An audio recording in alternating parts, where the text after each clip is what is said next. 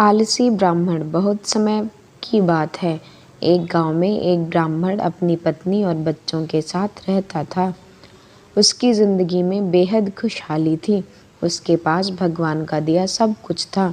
सुंदर सुशील पत्नी, होशियार बच्चे, खेत जमीन पैसे थे। उसकी जमीन भी बेहद उपजाऊ थी, जिसमें जो वो चाहे फसल उगा सकता था। लेकिन एक समस्या थी कि वो खुद बहुत ही ज़्यादा आलसी था, कभी काम नहीं करता था।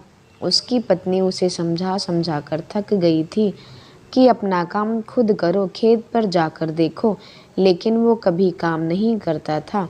वो कहता, मैं कभी काम नहीं करूँगा। उसकी पत्नी उसके आलस्य से बेहद परेशान थी, लेकिन वो चाहकर भी कुछ नहीं कर पाती थी।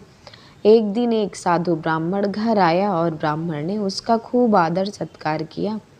खुश होकर सम्मान पूर्वक उसकी सेवा की।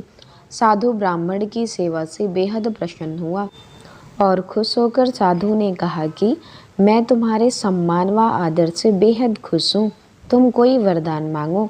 ब्राह्मण को तो मुँह मांगी मुराद मिल गई। उसने कहा, बाबा, कोई ऐसा वरदान दो कि मुझे खुद कभी कोई काम ना करना पड़े।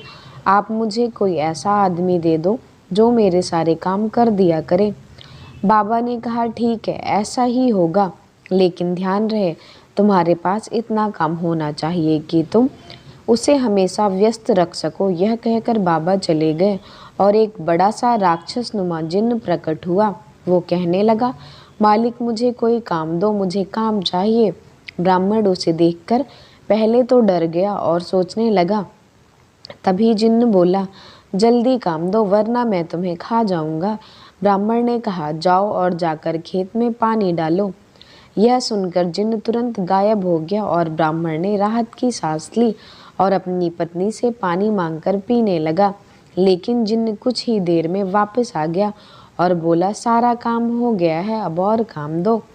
ब्राह्मण घबरा गया और बोला, अब तुम आराम करो, बाकी काम कल करना। जिन्न बोला, नहीं, मुझे काम चाहिए वरना मैं तुम्हें खा जाऊंगा। ब्राह्मण सोचने लगा और बोला, तो जाकर खेत जोत लो, इसमें तुम्हें पूरी रात लग जाएगी। जिन्न गायब हो गया। आलसी ब्राह्मण सोचने लगा कि मैं तो बड़ा चतुर हूँ। वो अब खाना खाने बैठ गया। वो अपनी पत्नी से बोला, अब मुझे कोई काम नहीं करना पड़ेगा, अब तो जिंदगी भर का आराम हो गया। ब्राह्मण की पत्नी सोचने लगी कि कितना गलत सोच रहे हैं उनके पति। इसी बीच वो जिन्न वापस आ गया और बोला, काम दो, मेरा काम हो गया, जल्दी दो वरना मैं तुम्हें खा जाऊंगा। ब्राह्मण सोचने लगा कि अब तो उसके पास कोई काम नहीं बचा, अब क्या होगा। इसी बीच ब्राह्मण की पत्नी बोली, सुनिए, मैं इसे कोई काम दे सकती हूँ क्या? ब्राह्मण ने कहा, दे तो सकती हो, लेकिन तुम क्या काम दोगी? ब्राह्मण की पत्नी ने कहा, आप चिंता मत करो, वो मैं देख लूँगी। वो जिन्न से मुखातिब होकर बोली, तुम बाहर जाकर हमारे कुत्ते मोती की पूँछ सीधी कर दो। ध्यान रहे, पूँछ पूरी तरह से सीधी हो जानी चाहिए।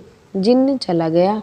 उसके जाते ही ब्राह्मण की पत्नी ने कहा, देखा आपने कि आलस कितना खतरनाक हो सकता है।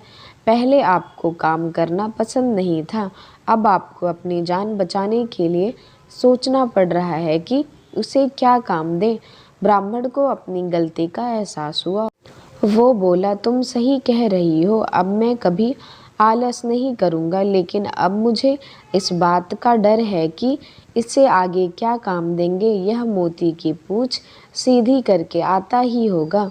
मुझे बहुत डर लग रहा है कि आगे इसे क्या काम देंगे। अब मुझे इस बात का डर है, हमारी जान पर बन आई अब तो, यह हमें मार डालेगा। ब्राह्मण की पत्नी हंसने लगी और बोली, डरने की बात नहीं, चिंता मत करो, वो कभी भी मोती की पूँछ सीधी नहीं कर पाएगा।